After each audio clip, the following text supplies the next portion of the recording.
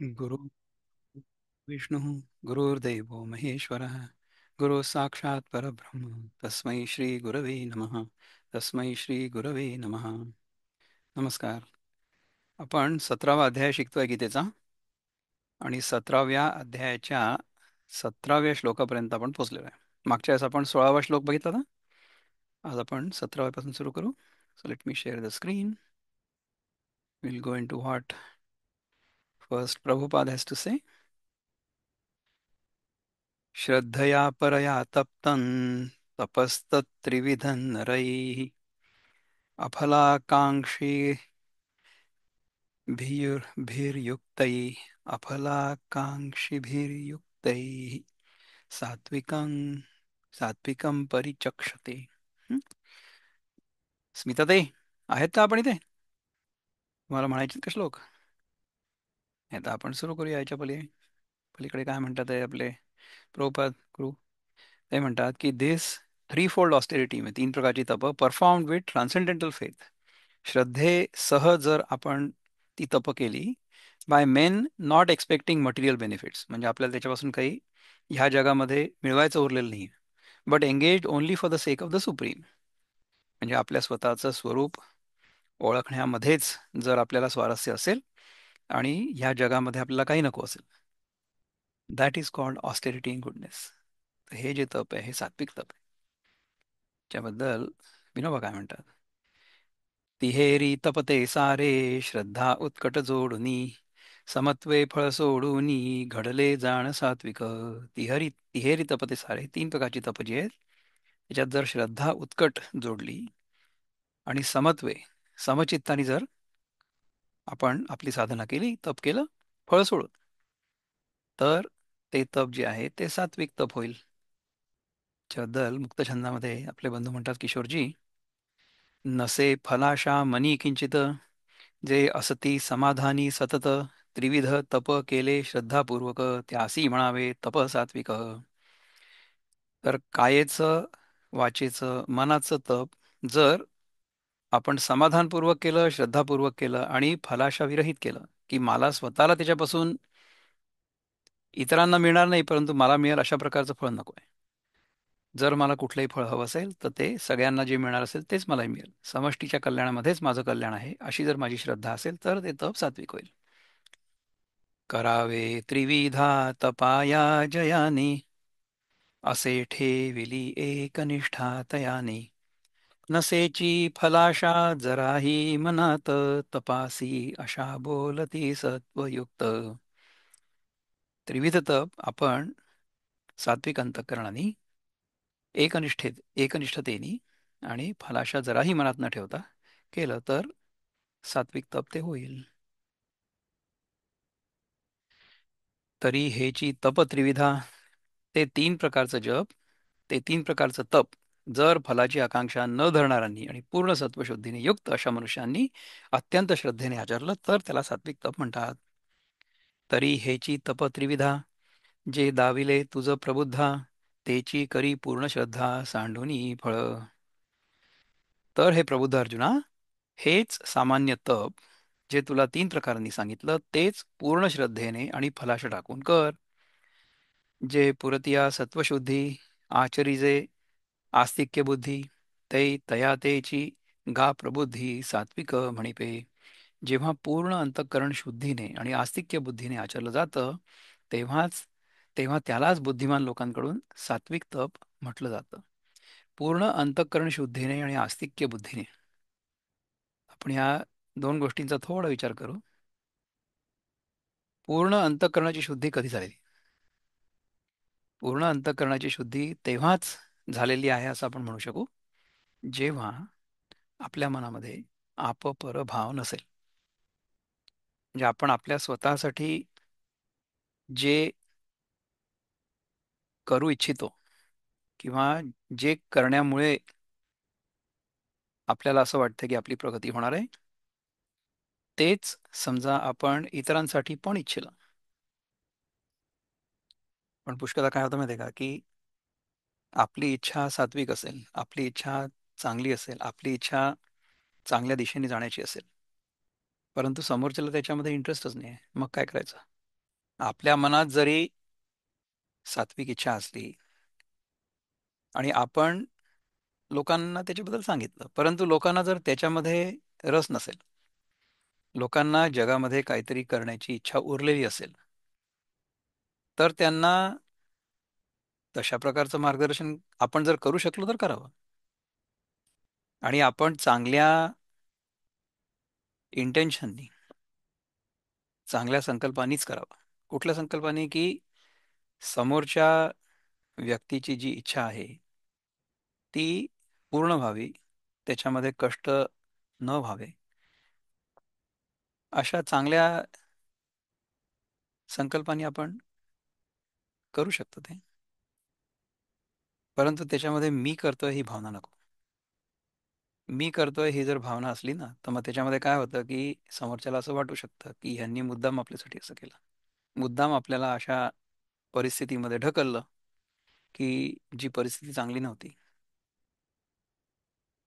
जर आपण असं मानलं की आपल्यामुळे हे घडतंय, तर मग त्याच्यामुळे कर्तृत्वाचा दोष लागतो.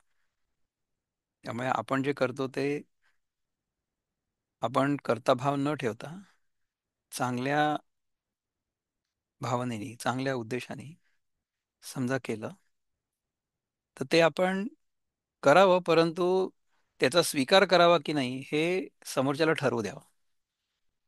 आता बघा की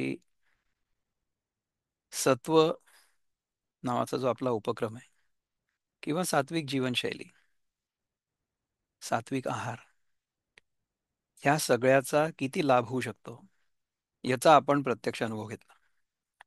परंतु तो अनुभव घेण्यासाठी जी शिस्त लागते मनाला, शरीराला, जिभेला, डोळ्यांना, कानाला, ती सगळी शिस्त पाळण्याची जर आता तयारी पण नसली किंवा परिस्थिती नसली, तर आपण त्यांना ही शिस्त तुम्ही पाळाच असा आग्रह नाही धरू शकत. म्हणजे समजा एखादी व्यक्ती आध्यात्मिक साधनेमध्ये प्रगती करू इच्छित नसेल आणि जगामधल्या कुठल्या गोष्टीमध्ये जर त्यांना रस असेल किंवा जगामध्ये काहीतरी करायचंय, आणि अर्थात जगामध्ये आपल्याला समजा यश मिळालं, आपली आर्थिक बाजू मजबूत झाली, तर करायला काहीच हरकत नाही, अवश्य करावं. परंतु त्याच्यामुळे आपण सुखी हो. आर्थिक परिस्थिती चांगली असली तर आपण सुखसोयीने राहू शकतो.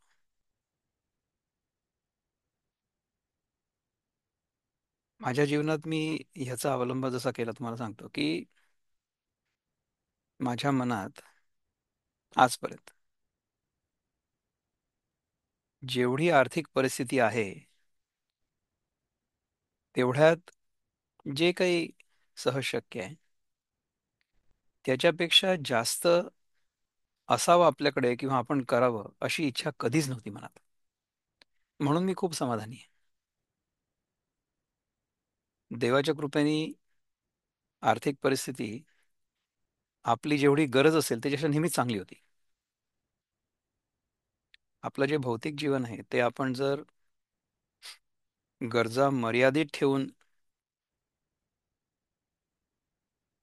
केलं, जगलो, तर आपल्याला कधीच टंचाई नाही भासणार.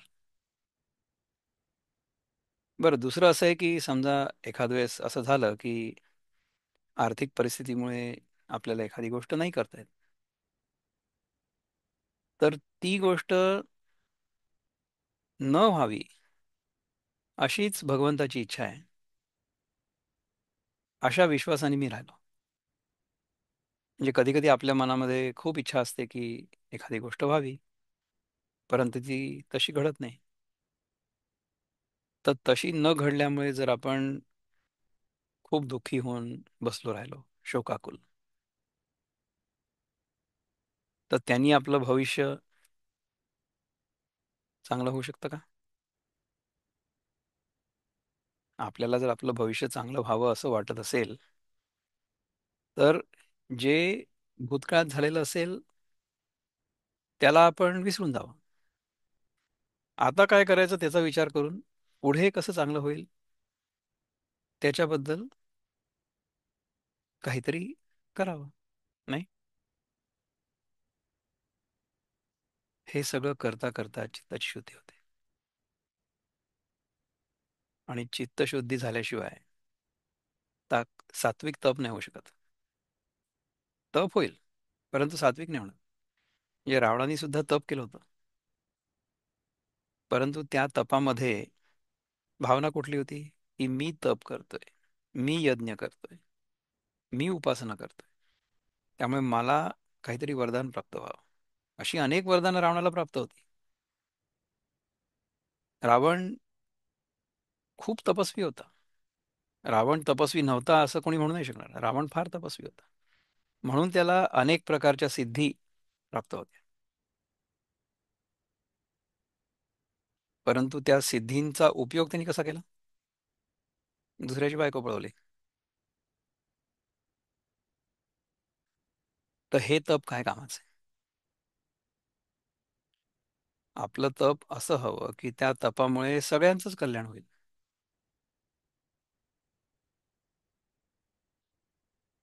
तशा प्रकारचं जर तप आपण करणार असू शुद्ध चित्ताने आणि आस्तिक्य बुद्धीने. तर आस्तिक्य बुद्धी म्हणजे काय? आस्तिक्य बुद्धी म्हणजे वेदांमध्ये जे लिहिलेलं आहे ते सत्यच आहे. आत्ता मला कळत नाहीये, परंतु ते मी शोधून काढेन की हे कसं आहे सत्य. तर अशी श्रद्धा असणं, ह्याला म्हणतात आस्तिक्य. वेद हे प्रमाण आहेत. वेद म्हणजे अंतिम सत्य आहे. आपल्या दृष्टिकोनातून जर विचार केला, आपण अद्वैताचा अभ्यास करतो ना, आपल्या दृष्टिकोनातून जर विचार केला तर वेदांचा अंत हे अंतिम सत्य आहे. वेदांत. आणि वेदांत म्हणजे काय? उपनिषद.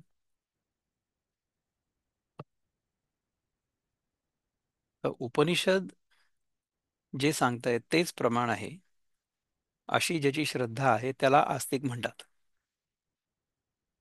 आस्तिक या शब्दाचा अर्थ लोक चुकीने कसा घेतात बघा, की त्यांना असं वाटतं की देवावर तुमची श्रद्धा आहे म्हणजे तुम्ही आस्तिक आहे. अहं. उपनिषदांच्या वाक्यांवर ज्यांची श्रद्धा आहे ते आस्तिक आहेत.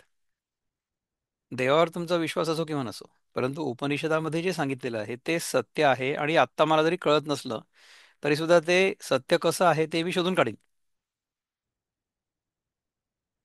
अशा प्रकारे जर माझी श्रद्धा असली तर त्या श्रद्धेवर आधारित जे काही तप मी करीन ते सात्विक तप असेल. तर आस्तिक्य बुद्धीनी आणि शुद्ध अंतकरणाने, शुद्ध चित्ताने. चित्तशुद्धी करण्यासाठी आमचा असा अनुभव आहे की आहार शुद्धी जर केली तर चित्तशुद्धी होऊ शकते. आणि चित्तशुद्ध झाल्यानंतर तुम्हाला या गोष्टी कळायला लागतात. ह्याच्यामध्ये ऋषींनी, भगवंतांनी, व्यासदेवांनी, ज्ञानेश्वर महाराजांनी, किशोरजी आमचे जे बंधू आहेत त्यांनी काय खरंच सांगण्याचा प्रयत्न केलाय ते समजायला लागतं. तर या श्लोकाबद्दल कोणाला काही बोलायचं का? 17वा श्लोक, 17 17वा अध्याय आणि 17वा श्लोक आता आपण समजून घ्यायचा प्रयत्न केला. Anybody? No? Shall we go to 18? 18 it is. सत्कार सत्कारमानपूजार्थं तपोदम्भेन चैव यत् क्रियते तदिह प्रोक्तं राजसंचलमध्रुवम्.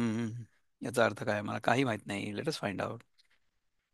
पेनन्स परफॉर्म्ड आउट ऑफ प्राईड.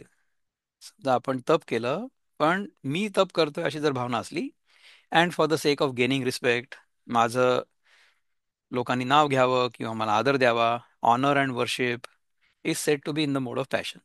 ही रजोगुणी अवस्था आहे मनाची. आणि हे रजोगुणी तप आहे. It is neither stable nor permanent.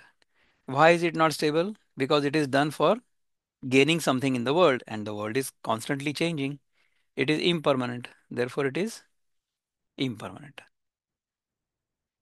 सत्काराधिक इच्छुनी केले जे दंभ राखुनी, ते चंचळ इथे जाण तपराजस अस्थिर.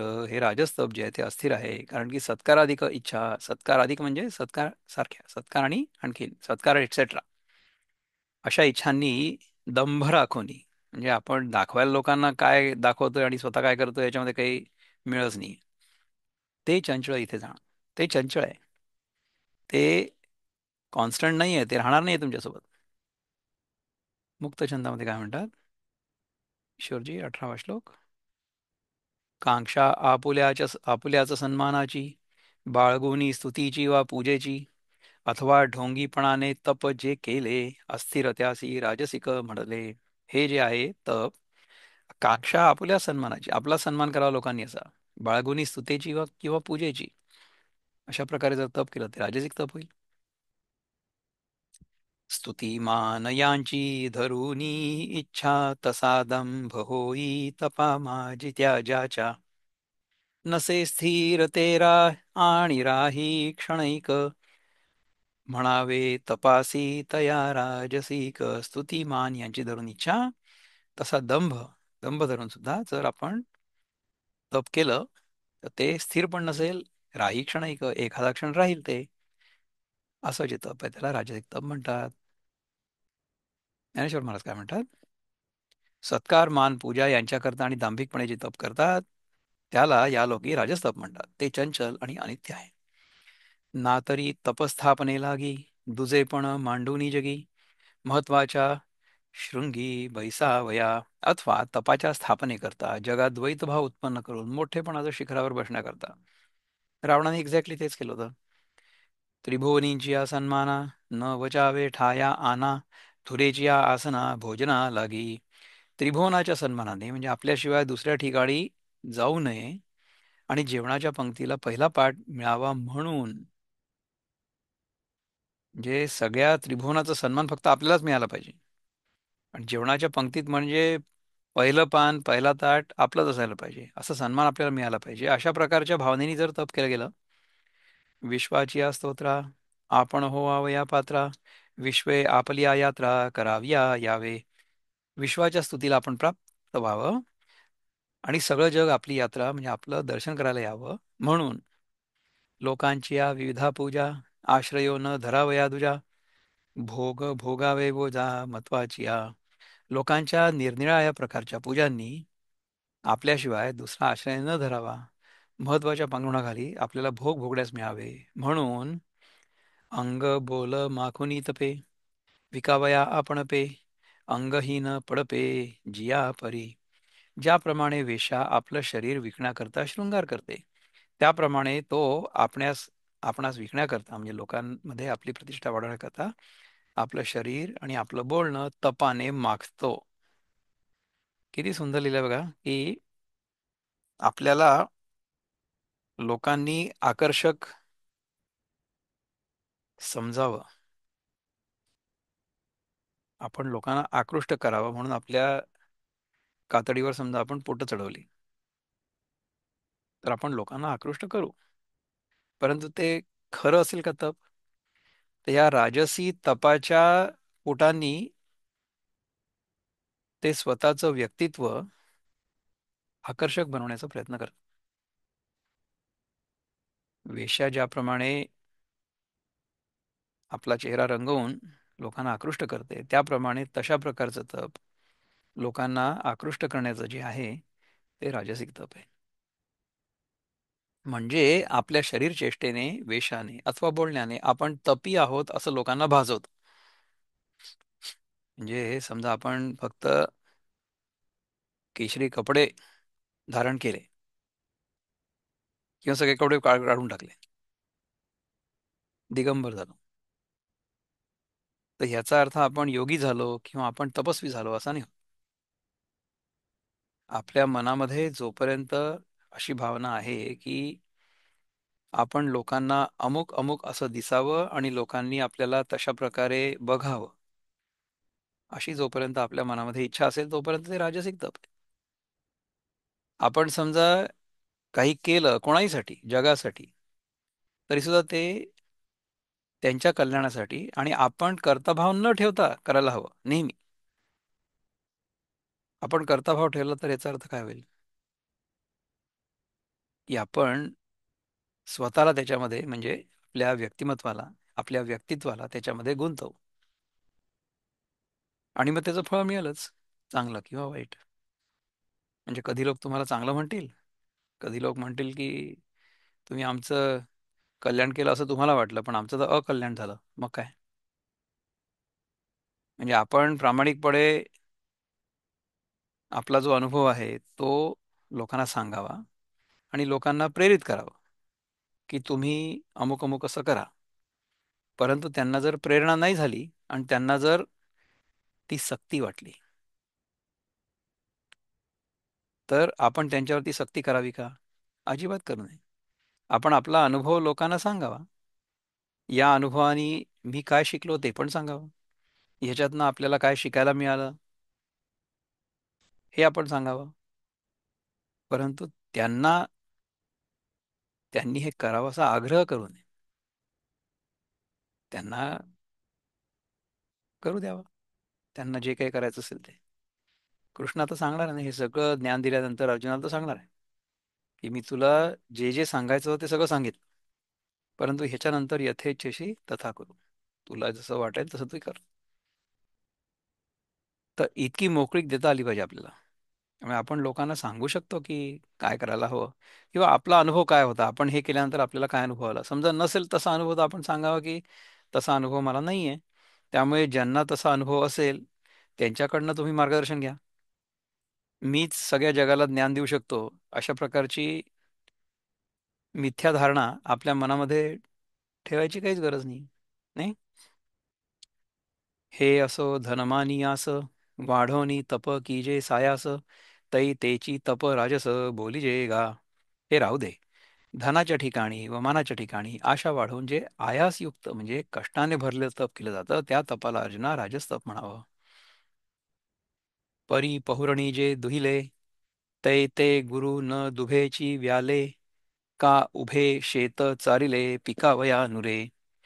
परंतु पहुर्णी नावाच्या किड्याने गाभण गुराचं थान चोखलं असता ते गुरु व्याल्यावर दूध देत नाही अथवा शेतात पीक उभं असताना ते जनावराकडून चारलं जात नाही.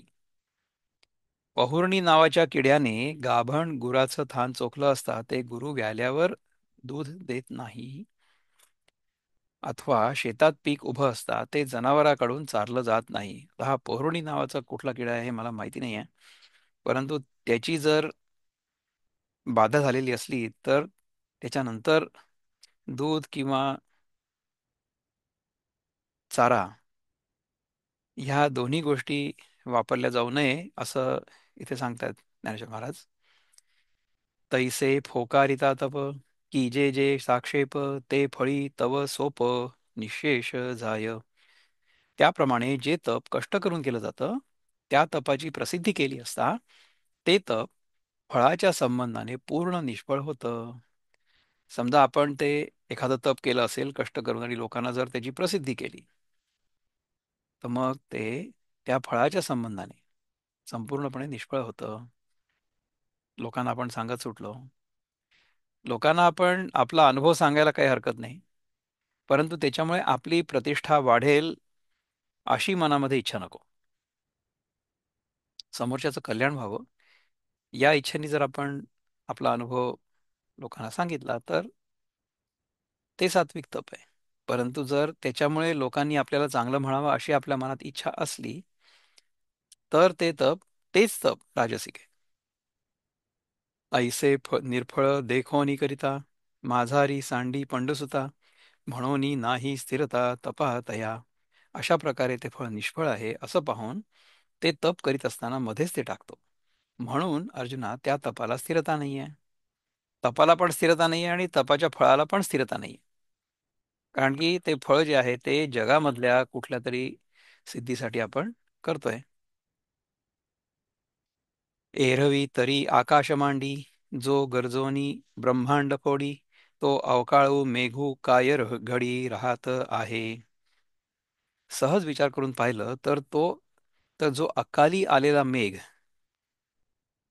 मला असं वाटतं कोणीतरी मला काल सांगितलं की तिथे पाऊस पडतो, नागपूरला पाऊस पडतो बहुतेक ना, अकाली पाऊस आपल्या दाट फळीने सर्व आकाश भारून टाकतो, आणि जो मेघ आपल्या गर्जनेने ब्रह्मांड फोडतो, तो अकाली मेघ जो आहे तो घटकाभर तरी टिकतो का? तैसे राजस तप जे होये, ते फळी कीर वांझ जाये, परी आचरणी ही नोहे निर्वाहते गा. त्याप्रमाणे राजस्तप जे आहे ते फलाच्या बाबतीत तर व्यर्थ जातच, परंतु अर्जुना ते आचरणात सुद्धा शेवटपर्यंत टिकणारं नसतं. आता तेची तप पुढती, तामसाची ए रीती, पै परत्रा आणि कीर्ती मुकोनी कीजे. आता तेच म्हणजे सामान्य तप जेव्हा तमोगुणाच्या रीतीने केलं जातं तेव्हा ऐहिक कीर्ती आणि परलोक प्राप्ती यांना अंतरून ते केलं जातं. म्हणजे काय होतं की तामस तप केलं की ऐहिकामध्ये म्हणजे ह्या जगात सुद्धा आपल्याला काही कीर्ती वगैरे मिळणार नाही, आणि परलोकाची प्राप्ती तर होणारच नाही, असं होईल. तर हे तामस तप जे आहे ते आता पुढच्या श्लोकात सांगणार आहे. आतापर्यंत आपण सात्विक तप आणि राजसिक तप या दोन बद्दल शिकायचा प्रयत्न केला. तर त्याच्यामध्ये जर तुमच्या मनात काही प्रश्न असतील किंवा तुमच्या मनात काही विचार असतील की जे तुम्हाला सांगावेसे वाटतील तर तुम्ही सांगू शकता. एनी थॉट्स अबाउट सात्विक आणि राजसिक तप? नो. आपण तामसिक तप काय ते बघूया. पुढचा श्लोक 19. मूढग्राहेणात्मनो यत्पीडता, मूढग्राहेणात्मनो यत् मूढग्राहेणात्मनो यत् पीडया क्रियते तपः. असा असावा हा श्लोक. I don't know how to break it down. परस्योत्सादनार्थं वा तत्तामसमुदाहृतम्. मूढ म्हणजे foolish. Penance performed by the foolish out of foolishness with self torture or to destroy or injure others is said to be in the mode of ignorance. आपण जर स्वतःला त्रास दिला किंवा इतरांना त्रास दिला अशा प्रकारचं तप जर आपण केलं तर ते तामसी तप होईल. दुराग्रहेची जे होय अंतरात्म्यास पीडुनी, किंवा जे परघातार्थ जाणता मसते तप. दुराग्रहे जे होईल, दुराग्रहाने जे करायचं म्हणजे आता हे मी करणार म्हणजे करणार, त्याचा काय परिणाम होणार ते मी बघणार नाही. अंतरात्म्यास पीडुनी, मी आता महिनाभर जेवतच नाही, असं नका करू. लेट अस सी व्हॉट मुक्तछंदामध्ये म्हणतात किशोरजी. मूर्खपणाची दुराग्रही वृत्ती, आपुल्याचं शरीराशी कष्टवती, दुसऱ्याचा नाश व्हावा या हेतूने केले जे तप ते तामसिक म्हणणे. दुसऱ्याचा नाश व्हावा म्हणून लोक तप करतात, अघोरी तप. आपल्या शरीराला कष्ट होणारं जे आहे ते सुद्धा तामसिकच आहे. वृथा कष्टवूनी शरीरा आपुल्या, तपाने करावी इजाची ही अन्या, विचारासी त्याच्या दिशाही अनेक, म्हणावे तपासी तया तामसिक. वृथा कष्ट होणी आपल्या शरीराला, कशाला शरीराला आपल्या उगीचच्या उगीच कष्ट व्हायचं, कष्ट द्यायचे. किंवा आपल्या तपानी समजा इतरांना कोणाला जर आपण इजा केली, विचारासी त्याच्या दिशाही अनेक, अनेक प्रकारच्या दिशांनी आपला विचार करून आणि वाया घालून समजा आपण तप केलं तर त्या तपाला आपण तामसिक तप म्हणू. मूर्खपणाचा हट्ट घेऊन बसणारा स्वतःला पीडा देऊन जे तप करतो अथवा दुसऱ्या मनुष्याच्या नाशाकरता जे तप करतो त्याला तामस तप असं म्हणतात. केवळ मूर्खपणाचा वारा जीवी घेऊन धनुर्धरा, नाम ठेवी जे शरीरा वैरी याचे. अर्जुना, केवळ मूर्खपणाचा संचार अंतःकरणात घेऊन शरीराला शत्रूसारखं समजलं जातं. पंचाग्नीची दडगी खोल विजती शरीरा लागी, का इंधन कीजे हे आंगी आतू लावी. व पंचाग्नीच्या ज्वाळा शरीराला लावल्या जातात, अथवा शरीराला सरपण समजून अग्नीत म्हणजे पंचाग्नीत ते लावलं जातं. म्हणजे अनेक प्रकारचे शरीराला ताप देण्याचे प्रकार अघोरी तपामध्ये येऊ शकतात. माथा जाळीजती गुगुळू, पाठी घालीजती गळू, अंग जाळीती इंगळू, जळत भीता. मस्तकावर गुग्गुळ जाळलं जातं, पाठीत गळ घातले जातात आणि पाहताच भीती वाटेल अशा रखरखीत निखाऱ्यांनी अंग जाळतात. अशा प्रकारची तप लोक करतात. ही तामसिक तप आहेत. दवडोनी श्वासोच्छवास, कीजती वायाची उपवास, का घेपती धुमाचे घास अधो मुखे. श्वासोच्छवास वाया दवडले जातात आणि व्यर्थच उपाय केले जातात, किंवा झाडाला टांगून घेऊन खाली तोंड करून धुराचे घास घेतले जातात. अशा प्रकारची तप लोक करत असावेत आधी केव्हा तरी. अजूनही करत असतील काय माहीत. परंतु तशा प्रकारचं तप करण्याची काही गरज नाही. हिमोदके आकंठे, खडके सेविजती तटे, जितया मासाचे चिमुटे तोडिती जेथ. थंडीच्या दिवसात गळ्यापर्यंत थंड पाण्यात उभे राहतात, खडकावर किंवा नदीच्या काठावर बसतात आणि ज्या तापात आपल्या अंगाच्या जिवंतपणी मांसाचे लटके तोडतात. ऐसी नानापरी हे काया, घाय सूतापै धनंजया, तप कीजे नाशावया पुढील हाते. अर्जुना, अशा नाना प्रकारांनी या शरीरावर घा घालून जे तप करतात, अंगभारे सुटला धोंडा, आपण फुटोनी होय खंड खंडा, का आजा आड जालिया ते रगडा, करी जैसा. पर्वतावरून अंगाच्या वजनाने सुटलेला दगड आपण स्वतः फुटून तुकडे तुकडे होतो, शिवाय जे काही आपल्या आड येईल त्याचा जसा चुराडा करतो, हे असं आहे तप. तेवी आपलिया आटणिया, सुखे असतया प्राणिया, जिणावया शिराणिया कीजती गा. याप्रमाणे आपल्याला त्रास घेऊन सुखात असलेल्या प्राण्यांना जिंकण्याच्या इच्छेने जी तप केली जातात. म्हणजे हे रावणाचं तप सिमिलरच आहे ना, की आपण स्वतः तप केलं, स्वतःला त्रास दिल्यानंतर कशाला कशाला केलं? इतर प्राण्यांना जिंकण्याच्या इच्छेने, म्हणजे दुसऱ्याची बायको पळून आणायची. अशा प्रकारे रावणाने तप केलं. किंबहुना हे वोखटी, घेऊनी क्लेशाची हातवटी, तप निफजे ते किरीटी तामस होय. फार काय सांगावं, ही दुःखाची वाईट रीत अंगीकारून अर्जुना, जे तप उत्पन्न होतं ते तामस होय. एवं सत्वादिकांच्या अंगी, पाडिले तप तीही भागी, झाले तेही तुझ चांगी दाविले व्यक्ती. ह्याप्रमाणे सत्वादी 3 गुणात पडलेले तप 3 प्रकारचे झाले, ते देखील तुला चांगलं स्पष्ट दाखवलं मी. आता बोलता प्रसंगा, आले म्हणोनी पैगा, करू रूप दानलिंगा त्रिविधा तया. आता बोलताना प्रसंगात आलं म्हणून त्या 3 प्रकारच्या दानांच्या लक्षणांचं स्वरूप सांगू. येथ गुणाचे निबोले, दानही त्रिविध असे झाले, तेची आईक पहिले सात्विक ऐसे. आता गुण म्हटले की त्याने दानही 3 प्रकार झाले, तर त्या 3 प्रकारच्या दानांच्या लक्षणांचं स्वरूप आता आपण सांगू. मला सांगा की तामसिक तप जे आहे त्याच्याबद्दल तुमच्या मनात काही प्रश्न आहेत किंवा काही विचार व्यक्त करायचे आहेत, की आपण आता दानाकडे वळू. तप कशा प्रकारचं असतं? आपण आधी काय बघितलं होतं? श्रद्धा कशी असते, अन्न कसं असतं, याच्यामध्ये सगळ्यांमध्ये जे सत्व रजतम विभाग आहेत ते सगळे आपण शिकलो. त्याच्यामध्ये पहिले आहार शुद्धी, आहार कसा असावा, सात्विक राजसिक तामसिक. श्रद्धा कशी असावी, सात्विक राजसिक तामसिक. तप कसं असावं, सात्विक राजसिक तामसिक. आणि आता दान कसं असावं, सात्विक राजसिक तामसिक. लेट अस सी व्हॉट दान इज ऑल अबाउट.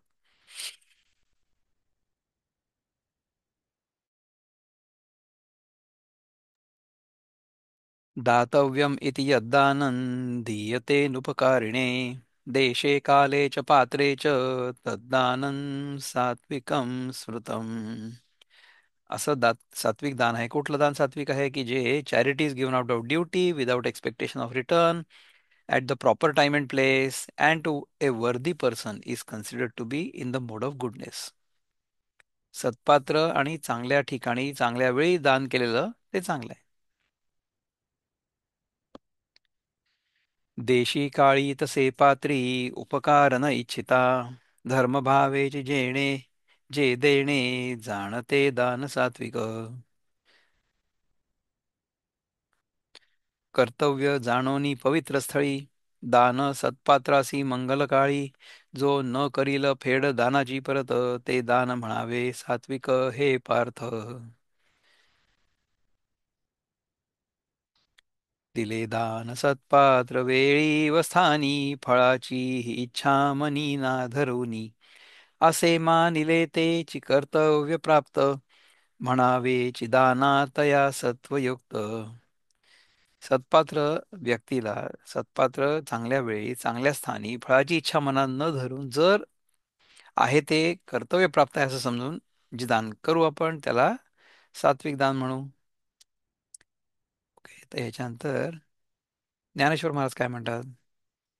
स्वधर्माने मिळवलेल्या पैशातून दान करणं कर्तव्य आहे, अशा बुद्धीने जे दान ज्याच्यापासून परत उपकाराची अपेक्षा नाही आणि अशाला योग्य ठिकाण काळ व रात्र पाहून दिलं जातं, त्या दानाला सात्विक दान म्हणतात. स्वधर्माने मिळवलेल्या पैशातून आपण दान काय करू शकतो? जे आपण स्वधर्माने स्वकष्टाने अर्जित केलेलं असेल ते आपण दान करू शकतो. आपल्या देशामध्ये कोणीही कुणाला काहीही दान देतं, स्वतःचं असलं नसलं तरी. असं कसं काय होऊ शकतं? तर तसं होऊ नये याच्यासाठी आपल्या देशामध्ये आता आपण व्यवस्था निर्माण करतोय. जी आधीची एक अव्यवस्था होती, याच्यामध्ये कोणीही उठसूट काही, हे दान झालेलं आहे, हे दान केलं गेलं आहे, हे दान झालं, आता हे तुमचं नाही राहिलं. अरे तुमचं होतं का तुम्ही दान करण्यापूर्वी? ज्यांनी दान केलं किंवा ज्याचं आधी होतं त्यांनी ते दान केलं, हे तुम्हाला माहिती आहे का? याच्याबद्दल तुमच्याकडे काही प्रमाणपत्र आहे का?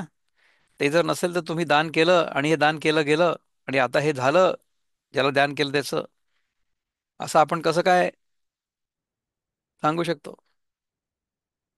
दान जर करायचं असेल तर ते आपण स्वधर्मानी स्वकर्मानी त्याच्यामध्ये स्वकष्टानी जर अर्जित केलेलं असेल तर ते आपण दान करू शकू ना. नाही तर आपण एकाकडनं कोणाला तरी घ्यायचं आणि दुसऱ्याला द्यायचं आणि म्हणायचं की मी दान केलं. असं दान नाही होत. सात्विक दान म्हणजे तुम्हाला ते अर्जित करावं लागेल पहिले, तर ते दान होईल.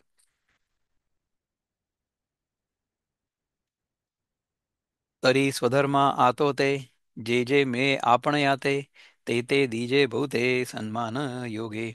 तरी स्वधर्माचरणाने जे जे आपल्याला मिळालं असेल ते मोठ्या सन्मानाने द्यावं. आपल्याजवळ जर खरंच असलं, आपण जर दान देऊ शकत असू ते आपण द्यावं. जालया सुबीज प्रसंगू, पडे क्षेत्र वाफेचा पांगू, तैसाची दानाचा हा लागू देख तसे. पेरण्याकरता चांगलं बीज प्राप्त झालं असता जशी चांगल्या जमिनीची वापशाच्या उणीव पडते, तसा हा सात्विक दानाचा योग दिसतो. अभिप्राय असा की पेरणी करण्याला जसं चांगलं बी, योग्य काळ, उत्तम शेत आणि वापसा यांचा एकदम योग होणं दुर्मिळ असतं, त्याप्रमाणे सात्विक दानाला योग्य देश, योग्य काळ, योग्य पात्र आणि योग्य द्रव्य यांचा एकदम योग होणं हे दुर्मिळ असतं. त्यामुळे सत्पात्री दान करणं किती कठीण आहे ह्याचा तुम्ही विचार करा. आपण पैसे देतो आणि आपल्याला असं वाटतं की आपण हे सत्पात्री दान केलं, परंतु ते दान आपण ज्या कारणासाठी देऊ त्याच कारणासाठी वापरलं जाईल ह्याची पण काही खात्री नाही आहे. असं आपल्या देशामध्ये होत होतं की समजा एखाद्याने एखादी जमीन दान केली, तर त्या दान केलेल्या जमिनीचा उपयोग जे गरजू आहेत त्यांच्या कल्याणाकरता होणं अपेक्षित होतं, परंतु ते तर काही होतच नव्हतं. जमीन दान केली गेली अशा प्रकारची सूचना सगळ्यांना दिली जायची. अरे ज्याची जमीन आहे ती, त्याला माहिती तरी आहे का की ही दान केली गेली म्हणून? आता अच्छा, दान केल्या गेलेल्या जमिनीचं कोणासाठी अर्थकारण होते किंवा राजकारण होते हे कोणी बघतच नाहीये. जी जमीन दान केली गेली असं सांगितलं गेलं, तिच्यावर पंचतारांकित हॉटेल उभी केली गेली, त्याच्यासाठी त्या जमिनीवर फार कमी किराया आकारण्यात आला. हं? भाडं. तर अशा प्रकारची अनागोंदी, अशा प्रकारचा अफरातफर, अशा प्रकारची अफरातफर, अशा प्रकारची अव्यवस्था आपल्या देशामध्ये राजरोज सुरू होती. तर ती आता देवाच्या कृपेने आणि सध्याचं जे शासन आहे त्याच्या कृपेने आता बंद झालं आहे. किती चांगली गोष्ट आहे. त्यामुळे दान कसं असावं, तर सत्पात्री असावं. ते जर नसलं तर ते दान सत्पात्री थोडीच आहे. राजसिक आणि तामसिक दान जे आहे ते तर कळणारच आहे आपल्याला कसं आहे ते. Will find out. अनर्घ्य रत्न हाता चढे, ते भांगाराची ओढी पडे, दोन्ही जाली तरी न जोडे लेते अंग. मौल्यवान रत्न हाती येतं तेव्हा सोन्याची टंचाई पडते. रत्न आणि सोनं दोन्ही प्राप्त झाली तर घालणारं अंग म्हणजे ज्या दागिना ज्या अवयवावर घालायचा तो शरीराचा अवयव, म्हणजे उदाहरणार्थ नाक वगैरे, नाकावर जर नथ घालायची असली नाकच जर चांगलं नसलं तर मग ते चांगलं दिसेल का? परी सण सुहृद संपत्ती, हे तिन्ही एकी मिळती, जे भाग्य धरी उन्नती आपुल्या विषयी. परंतु आपल्या भाग्याची ऊर्जित अवस्था झाली असता सण, इष्टमित्र आणि ऐश्वर्य या तिन्हींचा योग एकत्र होतो. तैसे निपजावया दान, जे सत्वासी ये संवाहन, ते देशकाळ भाजन द्रव्यही मिळे. ज्याप्रमाणे उत्कृष्ट प्रकारचं दान घडवून आणण्याविषयी जेव्हा सत्वगुणाला उत्तेजन येतं तेव्हा देश, काल, पात्र, द्रव्य अशा चारही गोष्टी एकत्र येतात. चार योग्य गोष्टींचा संगम होतो. तरी आधी तव प्रयत्नेसी, होवावे कुरुक्षेत्र का काशी, नातरी तुके जो इहिसी तो देशहू देशो.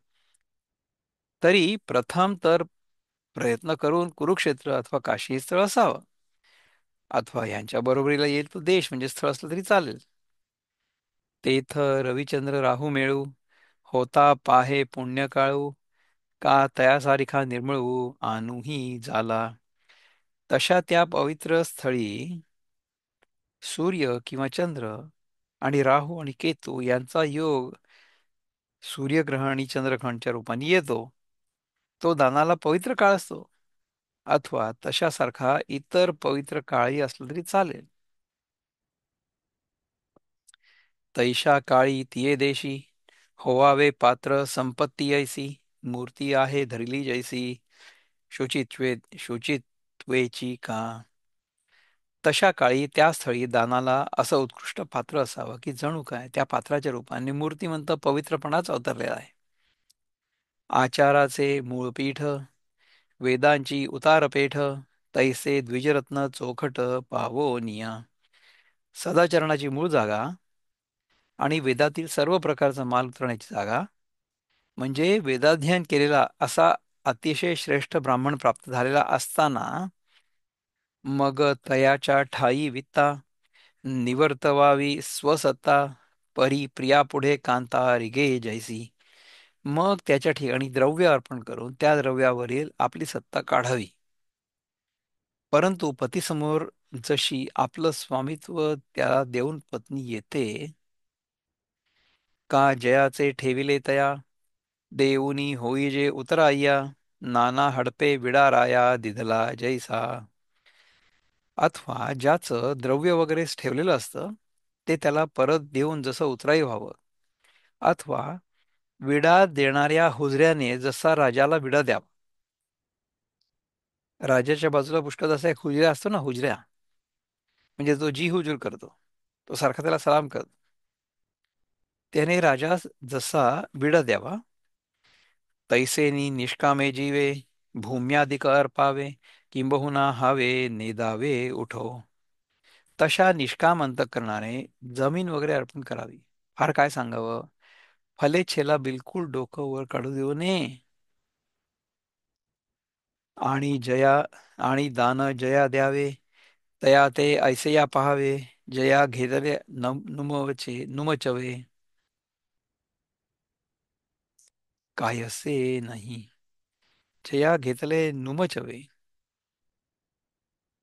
आणि ज्याला दान देतो त्याने तो असा पाहावा की ज्याला आपण केलेल्या दानाची कोणत्याही प्रकारे परतफेड करता येणार नाही. साध घातलिया आकाशा, नेदी प्रतिशब्दू जैसा, का पाहिला आरसा येरी कडे. आकाशाला हाक मारली असताना जसं आकाश प्रतिध्वनी देत नाही, अथवा आरसा मागच्या बाजूला पाहिला असता तो प्रतिबिंब दाखवत नाही. ना तरी उदकाची ये भूमिके आफळी आफळिलेनी कंदुके उधळवणी कवतिके न येईजे हाता.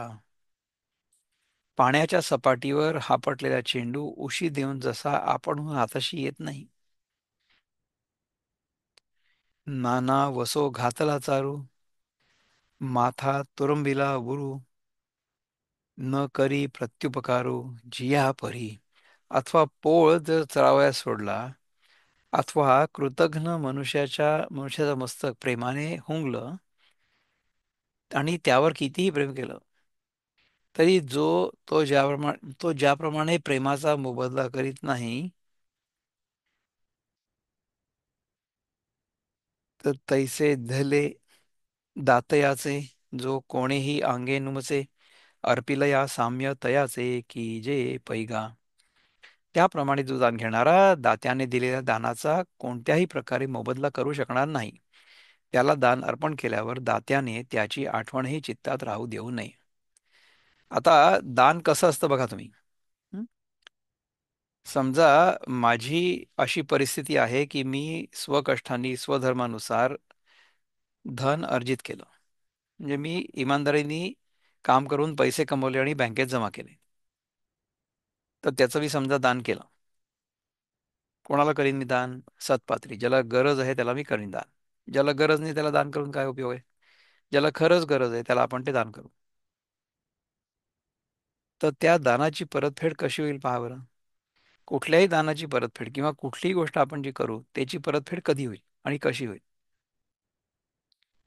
मी एखाद्या व्यक्तीला ज्या परिस्थितीमध्ये जशी मदत केली असेल, तशी मदत त्याची परिस्थिती माझ्यासारखी झाल्यानंतर माझी परिस्थिती त्याच्या सध्याच्या परिस्थितीसारखी असली आणि त्यांनी जर मला परत दान केलं, तर ती परतफेड होईल. नाही तर कशी होईल? तुम्हाला पुन्हा गणित देऊन समजावून सांगतो. समजा तुमच्याकडे फक्त 10 रुपये आहेत आणि तुम्हाला 20ची गरज आहे. माझ्याकडे 1000 आहेत. ठीक आहे.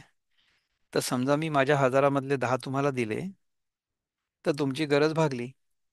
तर हे झालं दान. हे मी विसरून जायला पाहिजे. कारण की ह्याची परतफेड, खरी परतफेड कधी होईल? याची परतफेड जर ती परिस्थिती उलटी झाली तर होऊ शकते.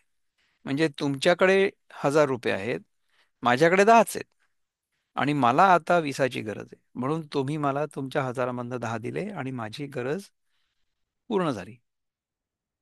तर ती खरी परतफेड होईल. तर अशी परतफेड होऊ शकते का? आणि दानाच्या म्हणण्यापेक्षा ज्ञानाच्या बाबतीमध्ये तर होऊच नाही शकत.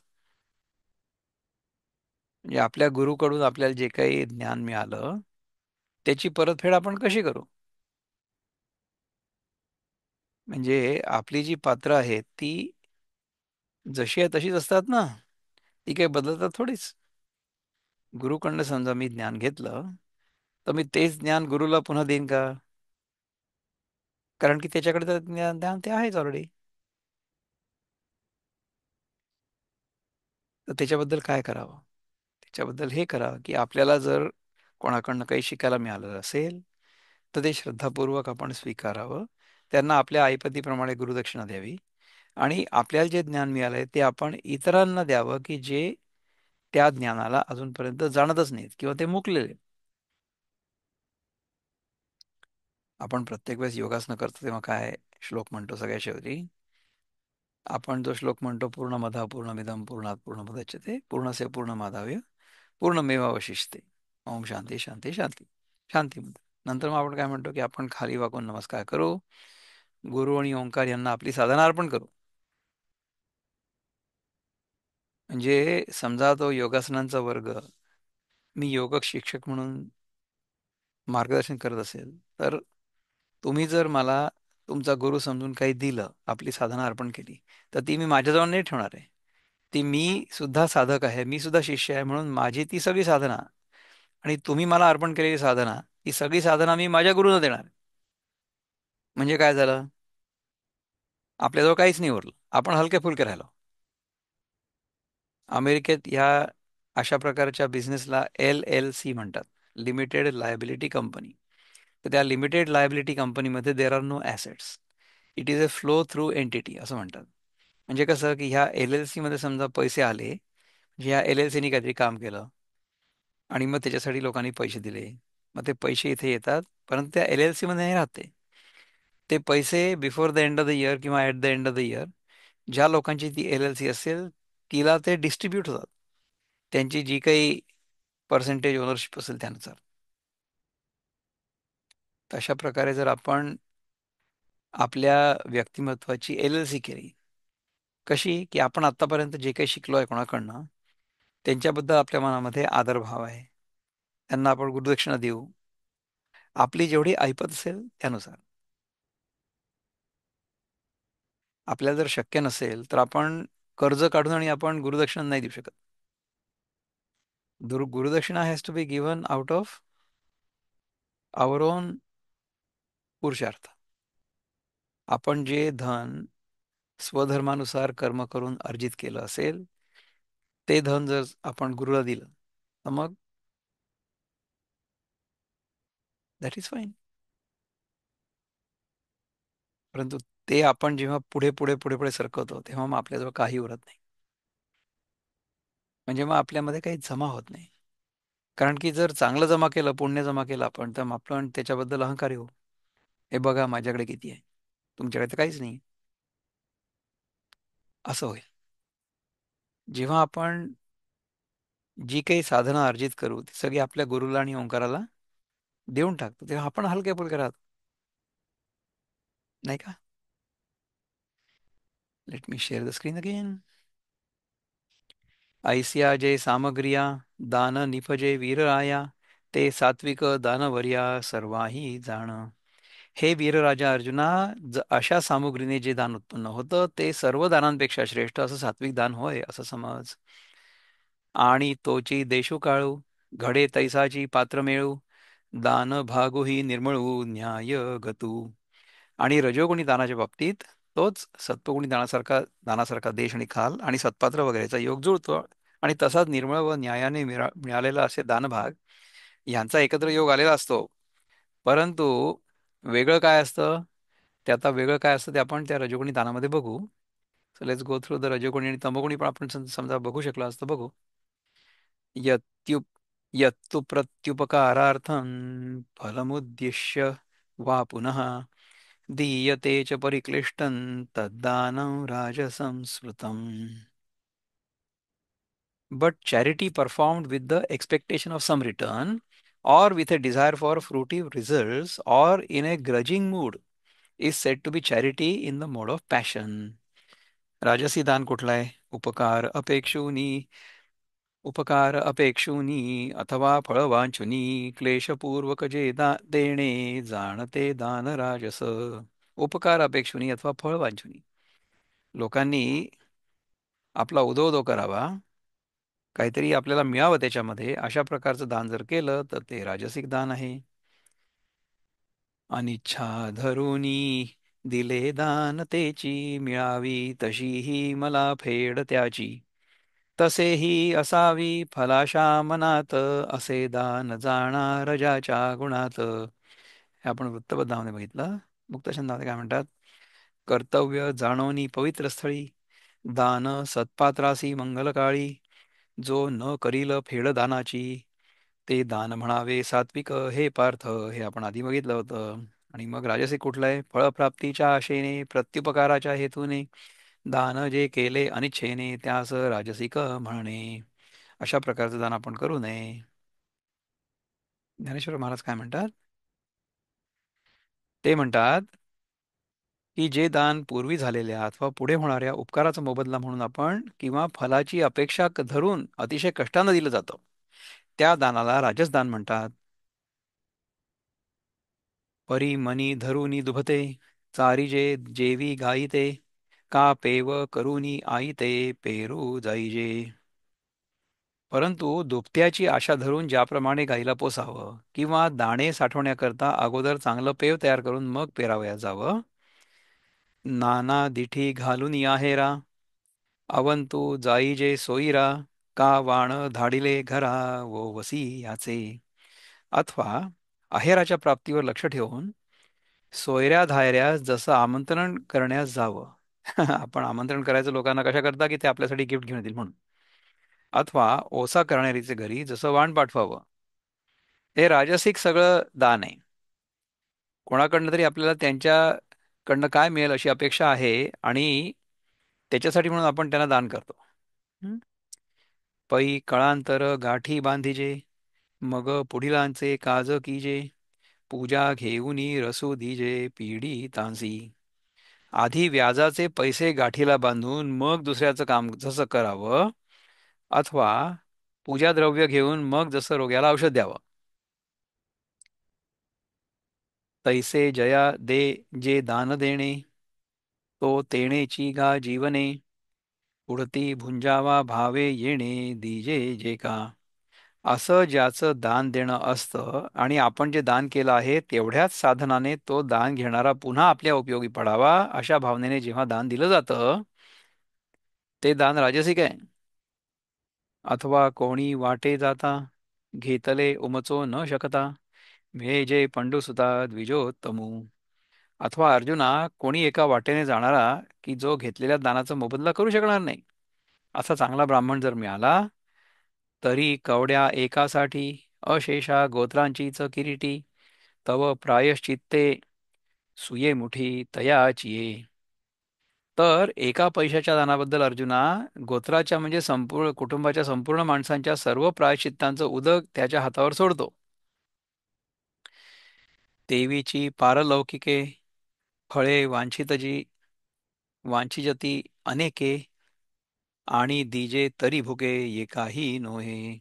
त्याचप्रमाणे अनेक पारलौकिक फळांची इच्छा करतो आणि दिलेलं तर इतकं थोडं असतं की ते एक वेळच्या भुकेलाही पुरत नाही. म्हणजे तुम्ही तुमच्या एखाद्या पुजाऱ्याकडून तुमची पूजा करून घ्या आणि त्याला इतकं कमी दान द्या की त्याला एक वेळचं जेवण पण नाही मिळणार. अशा प्रकारचं जर आपण दान केलं आणि आपण काय केलं की त्या पुजाऱ्याकडनं किंवा ब्राह्मणाकडनं इतकं करून घेतलं की आपल्या सगळ्या पूर्ण पूर्वजांचा सुद्धा उद्धार व्हावा, एवढं सगळं त्याच्याकडनं करून घेतलं अनुष्ठान, आणि आपण त्याला देताना अगदी थोडंसं दान केलं, तर ते राजसिक दान होईल. हं? तेही ब्राह्मणू नेवो सरे, की हाणीचेनी शिणे झाजुरे, सर्वस्व जैसे चोरे नागवनी नेले. ते अल्पदान देखील तो ब्राह्मण घेऊन गेला की नुकसानीच्या शिणाने तो राजसदान करणारा मनात झुरतो, जणू काय चोराने त्याचं सर्वस्व लुटून नेलं. म्हणजे बघा की आपण ब्राह्मणाला सांगितलं की तू माझ्यासाठी अमुक अमुक कर म्हणजे मग माझा आणि माझ्या सगळ्या पूर्वजांचा सगळा उद्धार होईल, आणि त्यांनी बिचाऱ्यांनी सगळं केलं आपल्यासाठी. त्याच्यानंतर आपण त्याला इतकं थोडं दिलं की त्याला एक वेळेला सुद्धा जेवण त्याच्यातनं मिळणार नाही. हा, आणि ते दिल्यानंतर सुद्धा आपल्याला असं वाटत राहील की आपण त्याला किती दिलं. तर हे राजस्थान आहे ना. उदाहरण कसं दिलंय गांधी महाराजांनी. बहुकाय सांगो सुमती, जे दीजे या मनोवृत्ती, ते दान गा त्रिजगती राजस पै. हे सुमती अर्जुना, फार काय सांगू, अशा संकल्पाने जे दिलं जातं ते दान ह्या जगातील राजस्थान होय. त्याच्यानंतर तामस दान जे आपण पटकन बघूया आणि नंतर थोडं एक 5 मिनिट समजा एक्स्ट्रा थांबावं लागलं तर होपफुली आपला हा थोडासा वेळ जास्त जाईल, पण तुम्ही ऐकून घ्याल अशी मी आशा करतो. बघू, हे तामसदान फार याच्यावर चर्चा करायची गरज नाही, काय नाही करावं ते सांगितलंय भगवंतानी आपल्याला. अदेशकाले यद्दानम अपात्रेभ्यश्च दीयते. आधी जे सात्विक सांगितलं त्याच्या एक्झॅक्टली उलट आहे. असत्कृतम असत्कृतम अवज्ञातम तत्तामसमुदाहृतम. कुठल्या प्रकारचं दान तामस आहे? Charity performed at an impure place, at an improper time, to unworthy persons, or without proper attention and respect is said to be in the mode of ignorance. तर अशा प्रकारचं दान आपण करू नये असं आपल्याला भगवान सांगतात. करुणी भावना तुच्छ देशाधिक न पाहता, अनादरेची जे देणे जाणते दान तामस. तुच्छ भावनेनी देशाधिक न पाहता अनादरे असं अपात्र व्यक्तीला जर दान केलं तर ते दान तामस दान होईल. अनादराने अयोग्य स्थानी अवेळी पात्रता न जाणवणी अपमानासह दान जे करणे खचित ते तामसिक म्हणणे. नसे पाहिले योग्य काळा मुहूर्त नसे भावना आदराची मनात करावी अवज्ञा ही जाणू बुजून अपात्री अदेशी तमोयुक्त दान. अशा प्रकारचं दान करू नये. ज्ञानेश्वर महाराज काय म्हणतात की अयोग्य ठिकाणी अयोग्य काळी अपात्र मनुष्यांना जे सत्कार रहित आणि अवहेलनापूर्वक दान दिलं जातं त्याला तामस दान म्हणतात.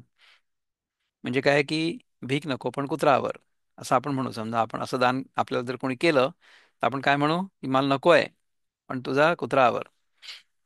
मग म्लेच्छांचे वसवटे दांगाणे हन कैकटे का शिबिरे चोहटे नगरींचे ते.